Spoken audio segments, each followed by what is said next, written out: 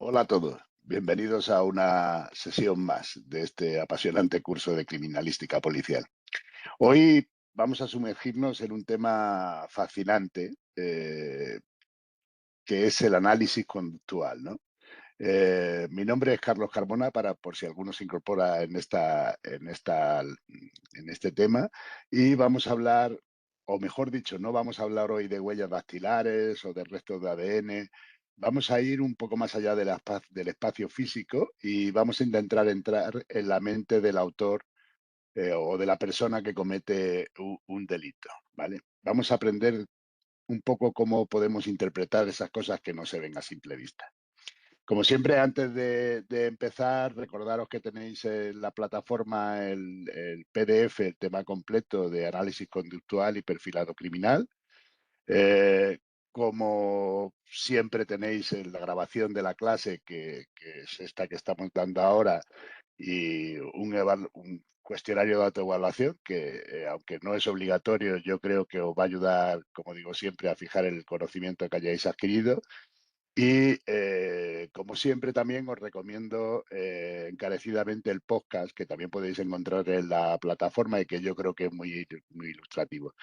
El de hoy se llama De la huella al perfil psicológico y os recomiendo que si no lo habéis escuchado, pues que lo hagáis en cualquier momento, ¿no? Porque es donde realmente bajamos un poco al barro de cómo se reconstruye un retrato psicológico a partir de una escena que nos hemos encontrado. Bueno, y vamos ya a meternos un poco en harina, ¿no? Eh, eh, Vamos a ver cómo ha evolucionado esta disciplina del análisis conductual desde aquellos que medían cráneos hasta hoy, que terminamos utilizando la inteligencia artificial y los algoritmos para predecir dónde un criminal puede volver a atacar o dónde va a actuar un violador o qué método, qué tecnología o, en fin, etcétera, etcétera, va a emplear, ¿no? Eso es un poco lo que pretendemos con el análisis conductual. Bueno, lo primero que hay que decir es que hay un cambio de paradigma sobre lo que hemos visto hasta ahora, ¿no? La criminalística tradicional está fantásticamente bien. Todo lo que hemos ido viendo hasta ahora es absolutamente interesante desde el punto de vista de la investigación criminal, pero hasta ahora nos habíamos preguntado exclusivamente por el qué, ¿no? Por la bala, por la mancha de sangre, etcétera, etcétera. Pero ahora vamos a hablar un poco del por qué.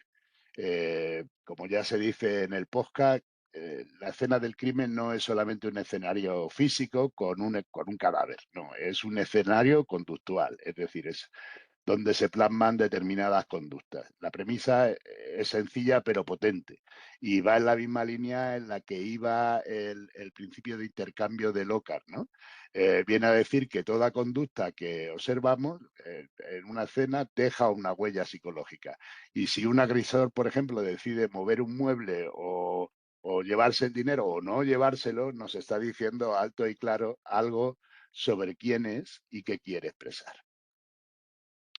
Como siempre, empezamos un poco por una evolución histórica, ¿no? Desde César el Hombroso, que como ya sabéis, venía a decir que podía saber quién era un criminal con solo mirarlo, porque tenía una forma de la mandíbula muy concreta o tenía la frente huida hacia atrás, etcétera, etcétera. Bueno, hoy en día eso nos resulta ridículo y una locura, pero sí tiene un mérito que hay que reconocerle, ¿no? Fue el primero que planteó de alguna manera, oye, a lo mejor teníamos que estudiar a la persona que comete el delito, ¿no?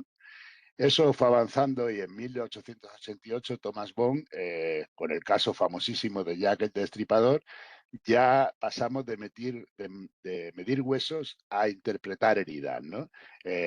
Bond analizó la furia y la precisión de los cortes y al final lo que vino a decir es, el individuo que ha hecho esto tiene que saber necesariamente algo de anatomía y tiene una frialdad increíble, ¿no? Y realmente tiene el mérito de ser el primer caso documentado de la historia. Luego esto, claro, lógicamente tiene un salto cuantitativo y cualitativo, ¿no? Hay una evolución enorme que se produce allá por los años 50 del siglo pasado, lógicamente, con Jay Brussel, o Brassel, que es un psiquiatra que dejó un poco a todo el mundo boquiabierto con el caso de Matt Bomber.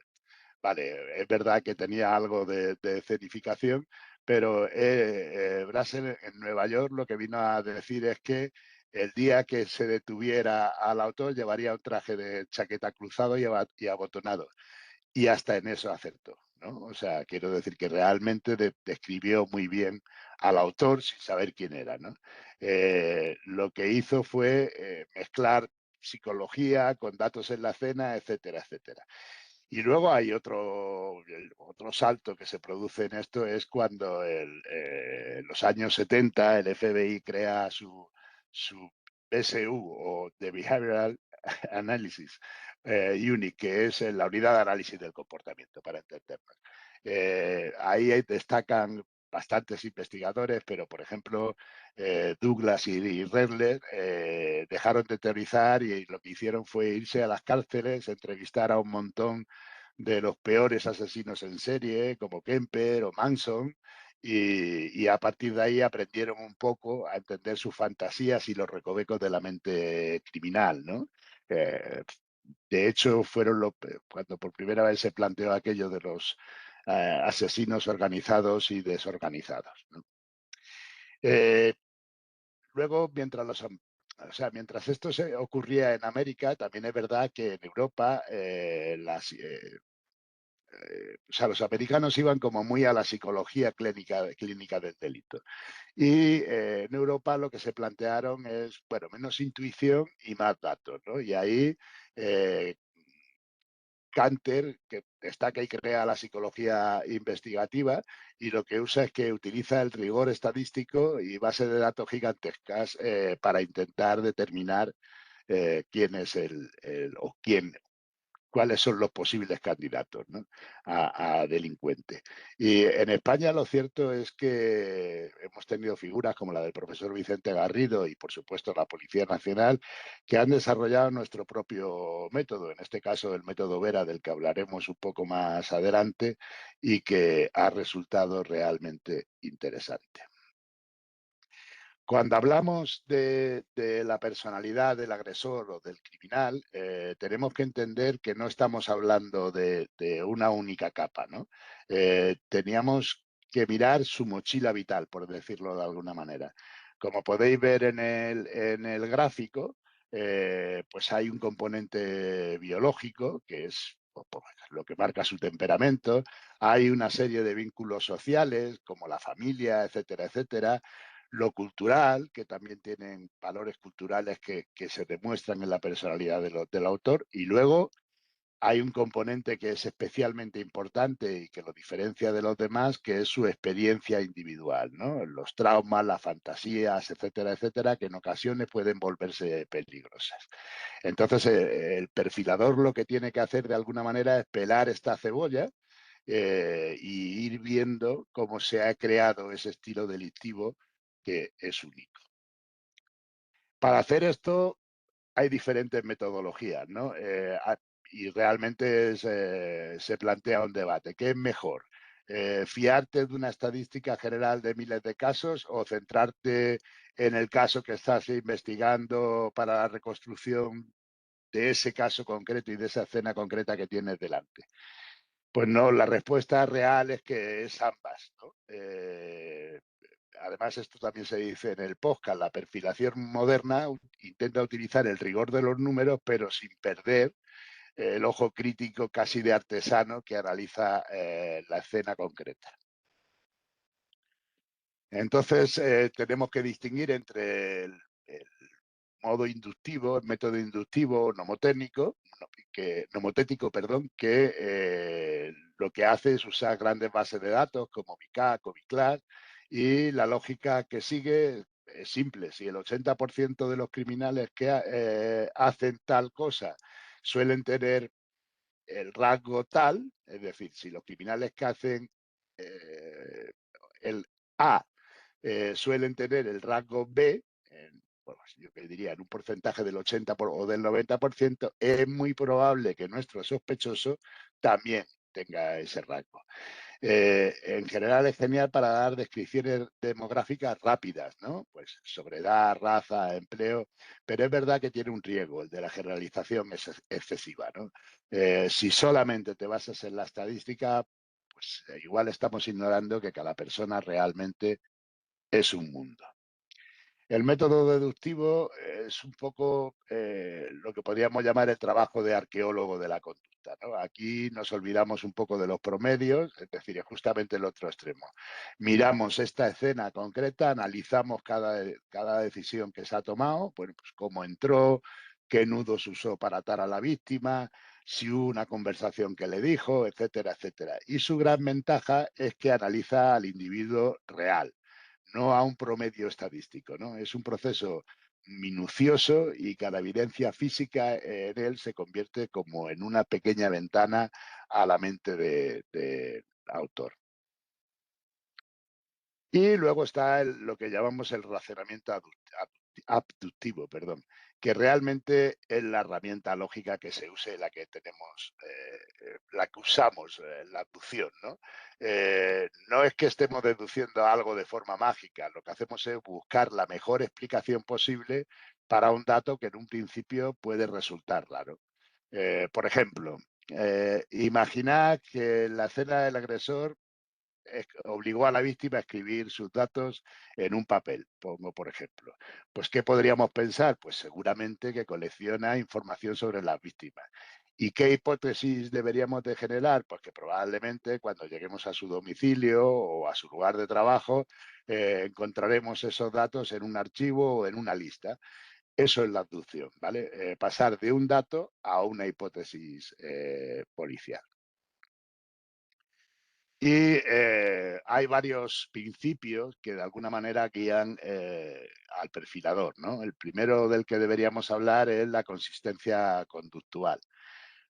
Más o menos viene a decir que somos animales de costumbre y los delincuentes no son una excepción.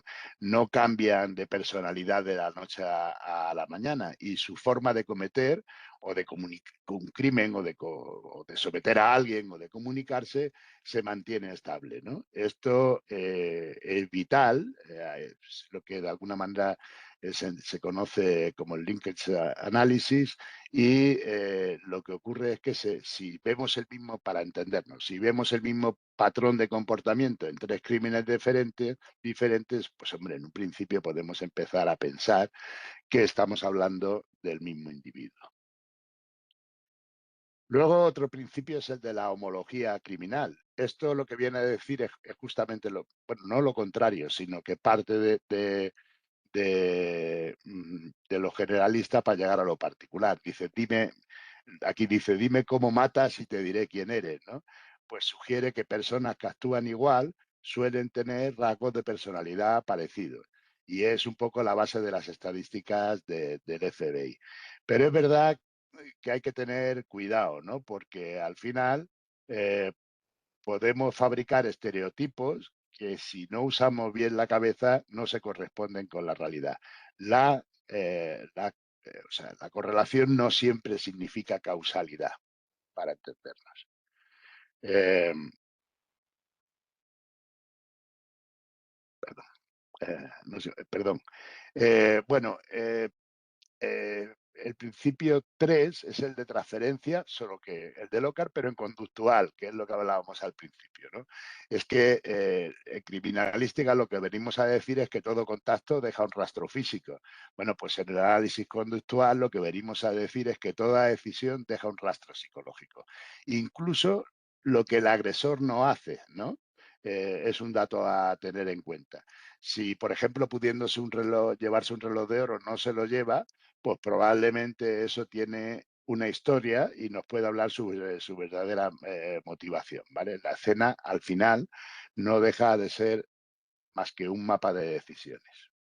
Y así llegamos a la escena. Realmente la escena es un sistema conductual. Eh, es como un libro, hay que leer las decisiones, es decir, qué eligió hacer en lugar de otra cosa, qué acciones cómo lo ejecutó, qué fue concretamente lo que hizo y también las omisiones que evitó, ¿no? ¿Por qué dejó de hacer esto? Eso también es interesante. Por lo tanto, cuando llegamos a la escena, no tenemos que mirarla solo como un escenario desordenado, ¿no? Sino que tenemos que pensar en la interacción humana e intencional, que es la que realmente tenemos que descifrar en este caso. Y luego hay que tener en cuenta la geografía del delito. Distinguimos siempre entre una escena primaria, que es donde bueno, pues se ha producido el acto, donde ocurre lo gordo, para entendernos, ¿no? El acto principal, el asesinato, etcétera, etcétera. Pero no deberíamos de confundir o no deberíamos de despreciar nunca las que llamamos escenas secundarias. Es decir, donde hizo el contacto con la víctima, dónde abandonó el cuerpo, dónde dejó el coche que estaba utilizando. Al final, los escenarios secundarios o las escenas secundarias tienen un montón de información que nos van a hablar de la planificación del autor, de su gestión del riesgo o incluso de cuánto conoce el agresor, el terreno, etcétera, etcétera. Pues, alguien que abandona lo más profundo de un bosque, un cuerpo, pues probablemente es que conoce ese bosque a la perfección, ¿no? Para entender. Y en la clasificación conductual, pues ya habíamos hablado de esta dicotomía que es clásica, ¿no? El FBI ya, como hemos dicho, fue el que estableció esa dicotomía entre el organizado y el desorganizado, pero es verdad que sí que son teniendo en cuenta que la mayor parte de las personalidades que te encuentras en una investigación son mixtas, que quede claro.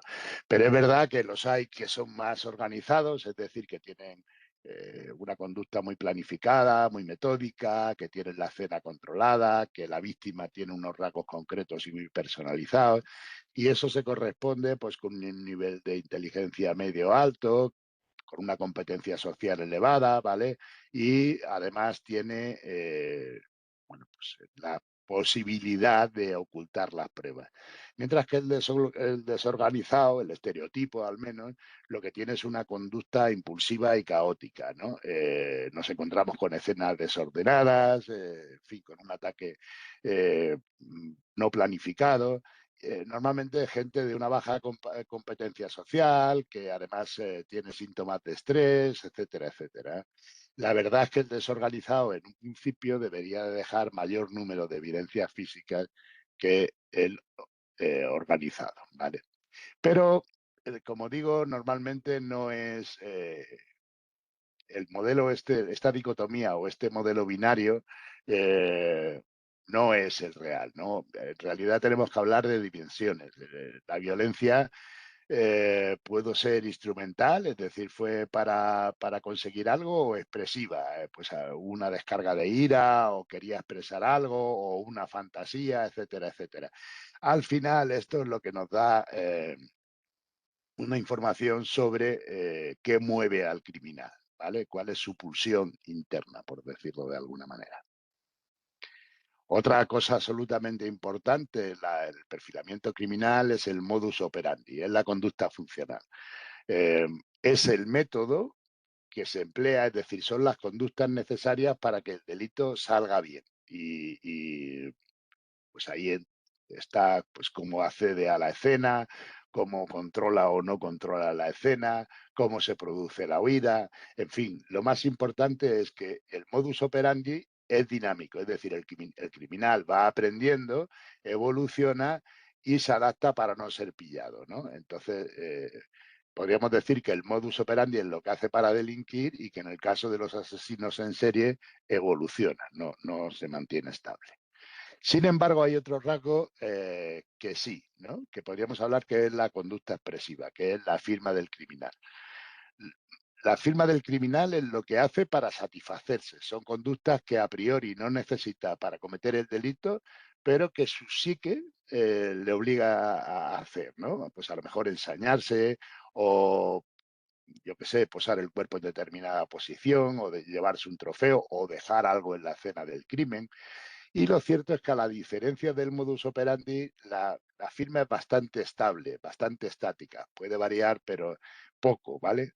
Es como un sello personal, y lo que realmente nos puede dar una información muy concreta sobre quién es, ¿no? Otra cosa que hay que tener en cuenta en el perfilamiento criminal es la escenificación, o el staging, ¿no? Como dicen los americanos, que es el arte del engaño. Es decir, el criminal intenta engañarnos y generar la apariencia de algo que no se corresponde con la realidad, ¿no? Que si altera la escena para, por ejemplo, que hacer pasar un homicidio por un robo, o que salió mal, o por un suicidio, pues deberíamos de poder detectarlo.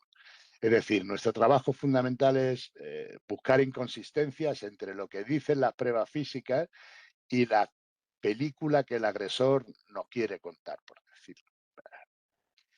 Otra parte importante es la victimología, ¿no? Eh,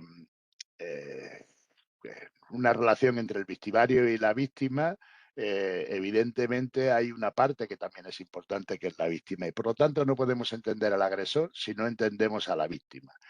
El delito es un triángulo entre el autor, la víctima y el contexto, ¿vale?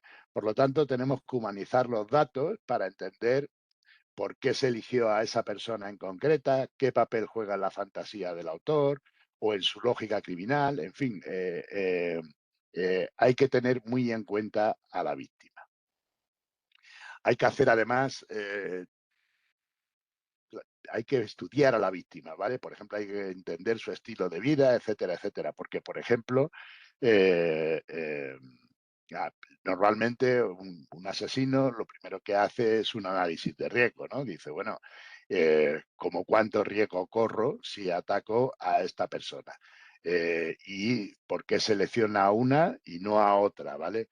Si, por ejemplo, tenemos una víctima de bajo riesgo, es decir, alguien que lo que lleva es una rutina muy segura y precavida, etcétera, etcétera, y sin embargo es la víctima seleccionada, probablemente en la mayor parte de los casos estemos hablando de un agresor muy cercano, o de alguien que ha planeado durante semanas el ataque antes de realizarlo, ¿no? Porque no es lo mismo atacar a una persona precavida, porque no es fácil hacerlo, ¿no? Eh, y luego, por último, es muy importante estudiar la cronología conductual de la víctima. ¿Qué ha hecho en las 24 horas, ¿no? En las últimas 24 horas? Bueno, quien dice 24 dice 48, pero lo cierto es que buscamos una anomalía, un momento donde la rutina de la víctima cambia. Algo que se ha producido, pues un contacto inesperado, un cambio emocional, algo que nos da la clave de cómo el agresor comenzó a interactuar, a entrar en la vida de esa víctima. Y luego es también importante la autopsia psicológica, por decirlo de alguna manera, reconstruir la mente. En muertes, por ejemplo, que son dudosas, donde no sabemos si estamos hablando de un suicidio o de un homicidio, pues se aplica esta técnica retrospectiva, ¿no? Analizamos los factores, el MAP que llaman, ¿no? Que es el mental, los anuncios, o sea, notas, amenazas, la planificación y los precipitantes, por decirlo de alguna manera, y lo que se hace es interrogar a la mente de alguien que ya no está, ¿no? Que es la víctima en este caso. Bueno, en esto hay varias teorías, pero eh, lo, lo que viene a decir, ¿no? Pues cambiamos un poco el bloque de- del- de cómo al dónde, ¿no? El espacio no es neutro. Según la teoría de las actividades rutinarias que expusieron Cohen y Felson, el delito ocurre cuando coinciden tres o convergen en tiempo y espacio tres circunstancias, ¿no? Un agresor motivado, una víctima propicia y ausencia de guardián o ausencia de vigilancia, ¿no? Y bueno, pues esto la verdad es que se corresponde bastante con lo que realmente ocurre. Y luego está la teoría del patrón delictivo del matrimonio Brattingham, que lo que viene a decir es que la mayor parte de las agresiones se producen cerca de los nodos del agresor, su casa, su lugar de trabajo, sus rutas habituales, etcétera, etcétera, aunque no siempre es así, ¿eh? Bueno, otra cosa que tenemos que tener en cuenta son los mapas mentales y la zona de confort, ¿no? Cada criminal tiene su propia mente mental, su propio mapa mental, perdón. Actúa en un principio, en muchas de las ocasiones, en su zona de confort, en donde se siente seguro, donde conoce, ¿no? Cuanto más lejos se van de su punto de anclaje, pues puede ser que baje su frecuencia delictiva. ¿Por qué? Porque no se sienten seguros, ¿no? Es lo que lo que llamamos el principio de decaimiento de la distancia criminal, ¿no? Y es cierto que en muchas ocasiones es así, aunque no siempre tampoco, ¿no? Y luego hay patrones geométricos que están descritos como el círculo de Cantor, que lo que nos viene a decir, y es verdad que es súper útil, de hecho el asesino de Castellón, por poneros un ejemplo, fue así como se descubrió en la zona en la que vivía, ¿no?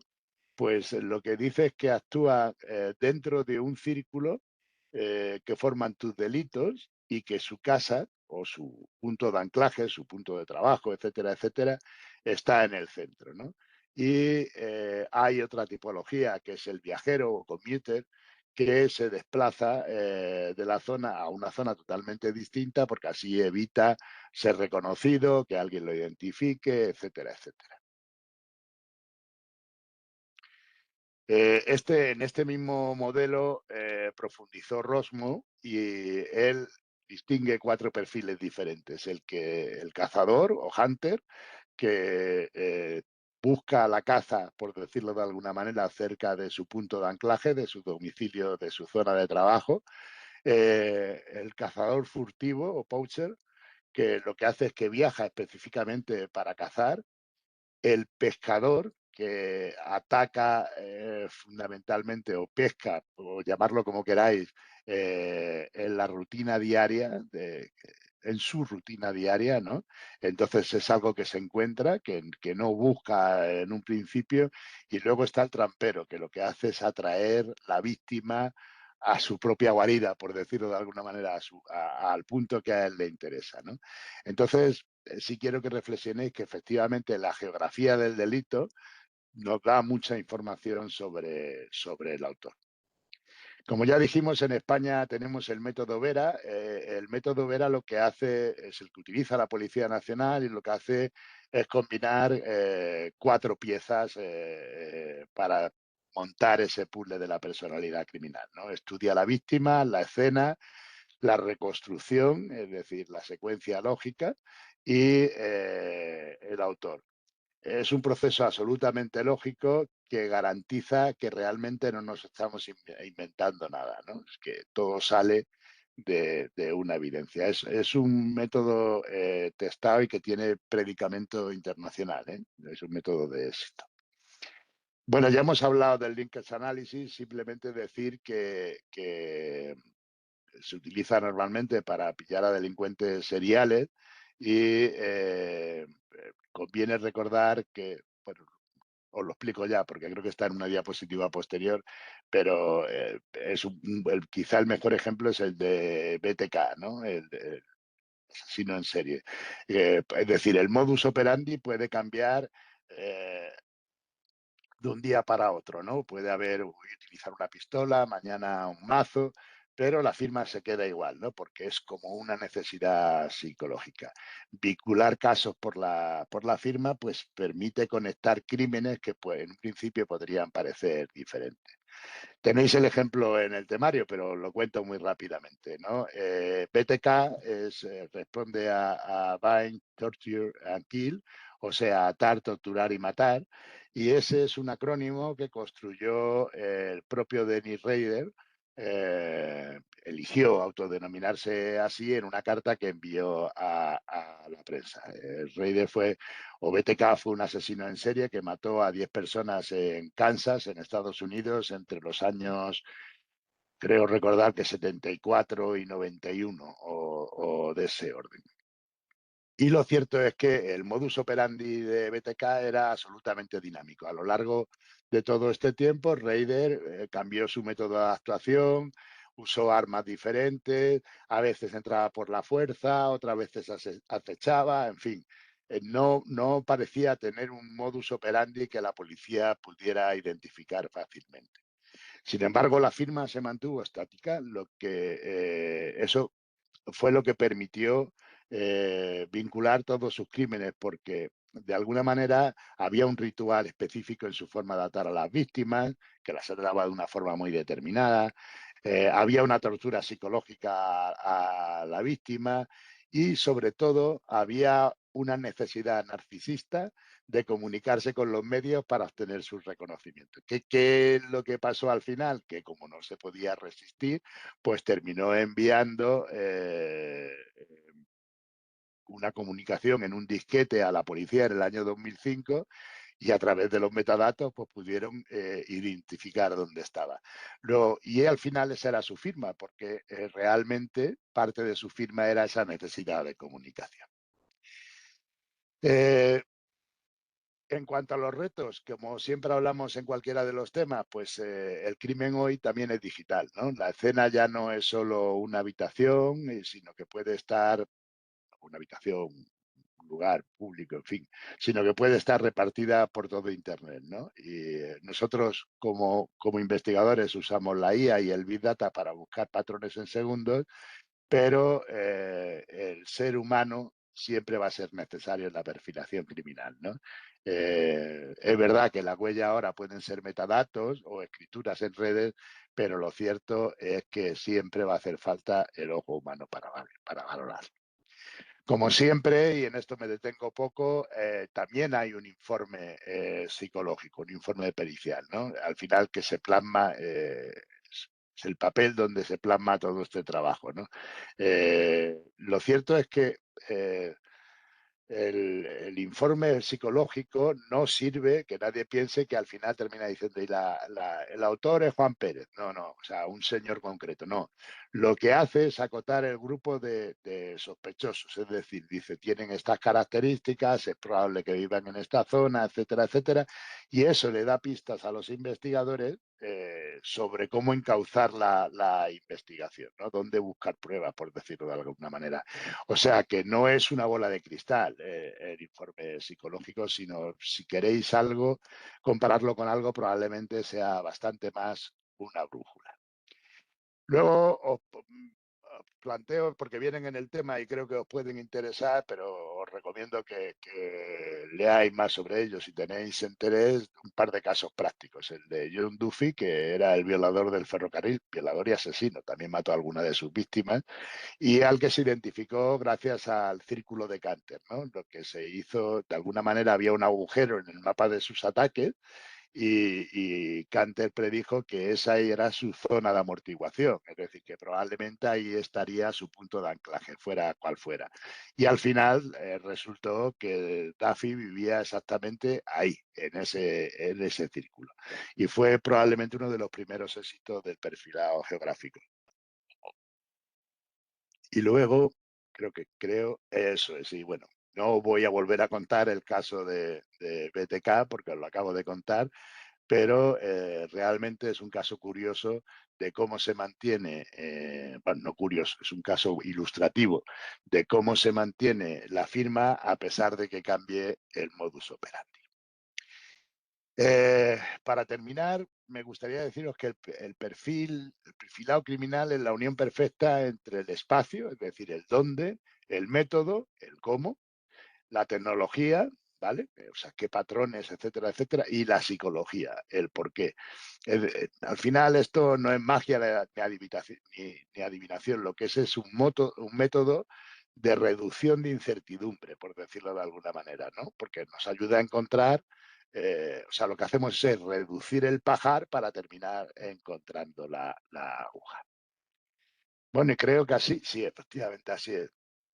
Creo que así hemos llegado al final. Como digo siempre, por favor no dudéis en utilizar el correo de la plataforma si tenéis cualquier duda, cualquier inquietud, cualquier cosa que queráis comentar o consultar y estoy a vuestra disposición.